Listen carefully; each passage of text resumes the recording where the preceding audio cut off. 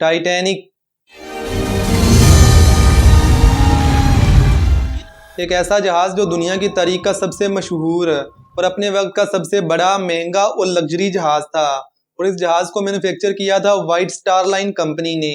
और इस कंपनी ने टोटल 3 जहाज़ बनाए थे, जिनमें 1909 में ओलंपिक, 1912 में टाइटैनिक और 1914 में ब्राइटैनिक को भी इसी कंपनी ने बनाया था।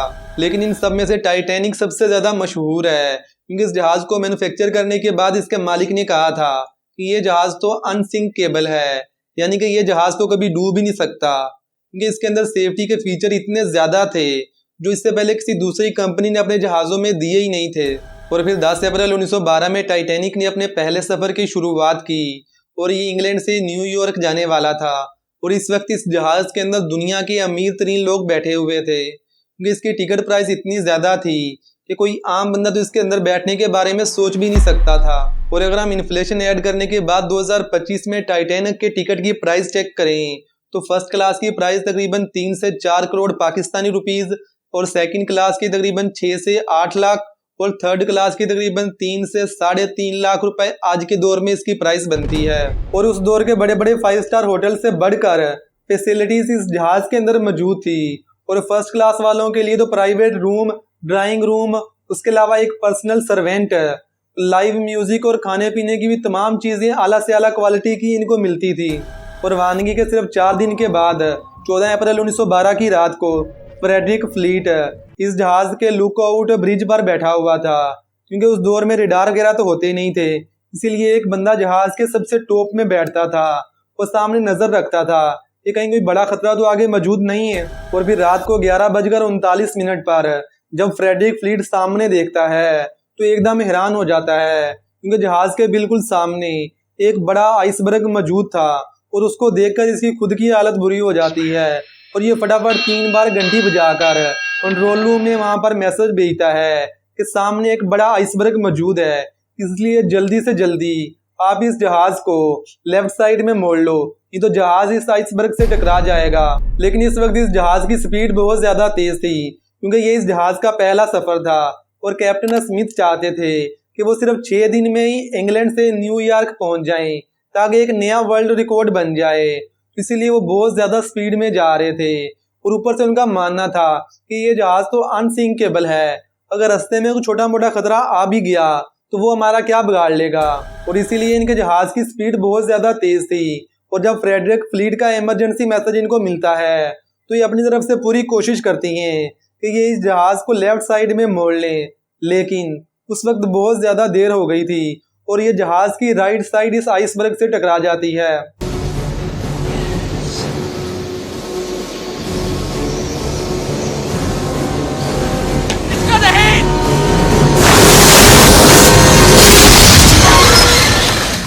और पानी बहुत तेजी से इस जहाज के अंदर भरना शुरू हो जाता है। लेकिन शुरू में तो कैप्टन स्मिथ इस चीज को ज्यादा सीरियस नहीं लेते और इस जहाज का मैप लेकर सबसे पहले तो ये चेक करने की कोशिश करते हैं कि इस हादसे के अंदर इस जहाज को कितना नुकसान पहुंचा है, क्योंकि इस जहाज के नीचे टोटल 16 बॉक्स बने हुए थे। इन 16 में से अगर 4 डैमेज होकर पानी भर भी जाता तो फिर भी कोई प्रॉब्लम नहीं थी। लेकिन जब 4 की बजाय 6 के अंदर पानी भर जाता है फिर कैप्टन स्मिथ को भी आइडिया हो जाता है कि ये कभी ना डूबने वाला जहाज तो आज पानी के अंदर डूबने वाला है। और इस वक्त इस जहाज के अंदर तकरीबन 2200 से ज्यादा लोग मौजूद थे, लेकिन इस जहाज में सिर्फ 20 लाइफ बोट ही थी। हालांकि ये जितने लोग थे इनके हिसाब से कम 60 से 70 लाइफ बोट होना लाजमी थी। और फिर कैप्टन स्मिथ इस जहाज के अंदर मौजूद 20 लाइफ बोट को इस समंदर के अंदर उतारते हैं।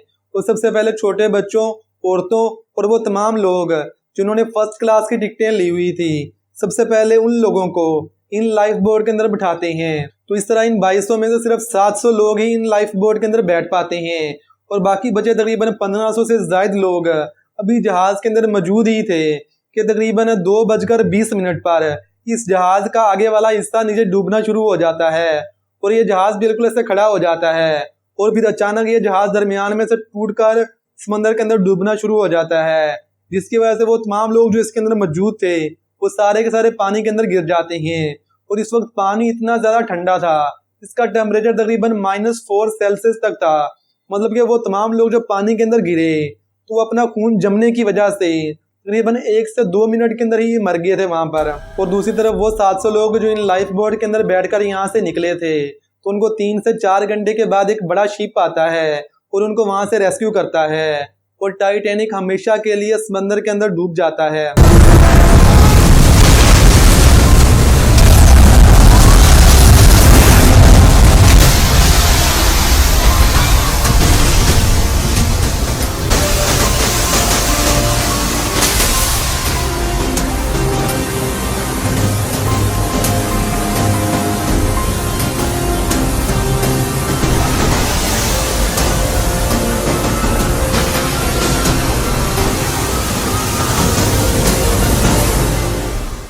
तो अभी ये तो वो तस्वीर, कहानी और सबूत थे जो आज तक दुनिया ने हमें दिखाने की कोशिश की है। लेकिन अगर मैं आपसे कहूँ कि टाइटैनिक तो कभी डूबा ही नहीं था, बल्कि ठीक 23 साल के बाद 1935 में इसे पुराना होने की वजह से रिटायर कर दिया गया और 14 अप्रैल 1912 की रात को जो जहाज डूबा था वो टाइटैनिक नहीं बल्कि इसका जुड़वां भाई ओलंपिक था, जिसे 1909 में बनाया गया था। और इन दोनों जहाज़ों के इंटीरियर डिज़ाइन और फ्रेम बिल्कुल एक दूसरे से मिलते जुलते थे। अगर आपके हाथ में दोनों जहाज़ों की तस्वीरें एक साथ ही पकड़ा दी जाएं, तो आप इनमें से पहचान नहीं पाओगे कि कौन सा ओलंपिक है और कौन सा टाइटैनिक है। लेकिन अगर ये बात सच है, फिर यहाँ पर एक बड़ा सवाल ये उठता है कि अगर उस रात को टाइटैनिक की बजाय ओलंपिक डूबा था, तो फिर ये बात दुनिया से क्यों छुपाई गई? और आज के दिन हमारे पास ऐसे कौन से एविडेंस हैं जिनकी बुनियाद पर हम ये कह सकते हैं कि उस रात को टाइटैनिक की बजाय ओलंपिक ही डूबा था? तो आइए फिर आज की इस वीडियो में हम टाइटैनिक की इस मिस्ट्री को सोल्व करने की कोशिश करते हैं, लेकिन एक अलग नजरिए से। Titanic was called the ship of dreams.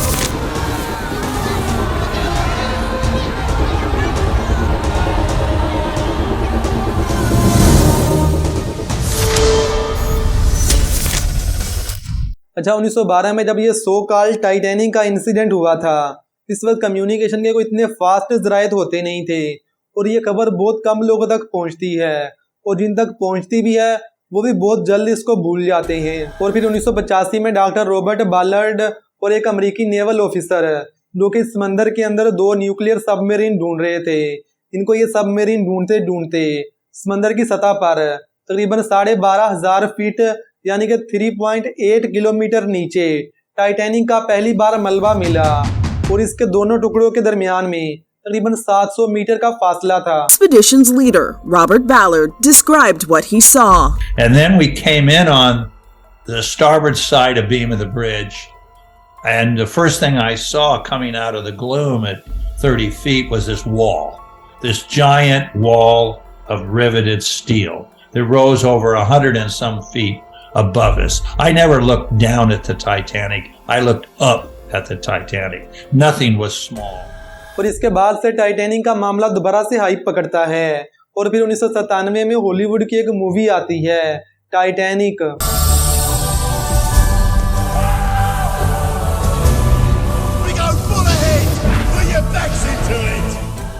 हालांकि इस मूवी के अंदर बहुत सारे ऐसे सीन थे जो कि हकीकत से बिल्कुल हटकर थे, और वो तमाम लोग जो इस हादसे से बचकर आए थे, जब उन लोगों ने इस मूवी को देखा तो उन्होंने कहा भाई ये क्या है, ये तो ऐसा वहां पर हुआ ही नहीं था। लेकिन फिर भी इस मूवी को देखने के बाद पूरी दुनिया को आइडिया हुआ कि अच्छा, टाइटैनिक नाम का भी एक जहाज था जो इस तरह समंदर के अंदर डूब गया था, और इस पर दोबारा से बहस शुरू हो जाती है। और फिर जब इस मूवी को देखने के बाद पूरी दुनिया के अंदर टाइटैनिक का चर्चा चल ही रहा था, तो 1998 में रॉबर्ट गार्डनर ने किताब लिखी, Titanic the ship that never sank, मतलब टाइटैनिक एक ऐसा जहाज जो कभी डूबा ही नहीं। और इस किताब में सबसे पहली बार इन्होंने ये थ्योरी इंट्रोड्यूस करवाई कि उस रात जो शिप डूबा था वो टाइटैनिक नहीं बल्कि इसका जुड़वां भाई ओलंपिक था। तो अभी ये ऐसा क्यों कह रहे थे, ये मैं वीडियो में आपको आगे जाके बताऊंगा। और फिर 2011 में स्मिथसोनियन मैगजीन, 2018 में history.com और 2025 में नेशनल जियोग्राफिक का भी एक मैगजीन आता है, और ये सारे के सारे लोग रॉबर्ट गार्डनर की इस थ्योरी को बिल्कुल सही मानते हैं कि उस रात को टाइटैनिक की बजाय इसका जुड़वां भाई ओलंपिक ही डूबा था।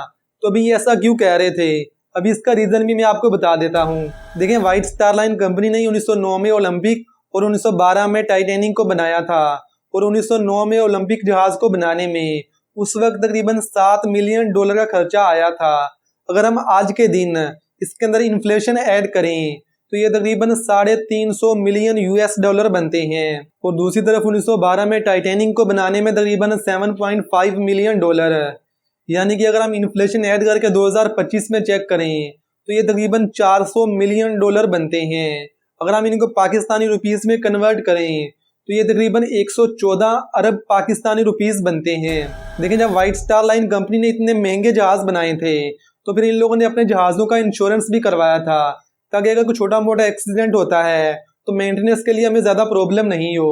और सिर्फ 2 साल के बाद ही 1911 में ओलंपिक जहाज़ की एक नेवल जहाज़ के साथ टक्कर हो जाती है और इस हादसे में इसके स्ट्रक्चर, फ्रेम और इंजन को अच्छा खासा नुकसान पहुंचता है।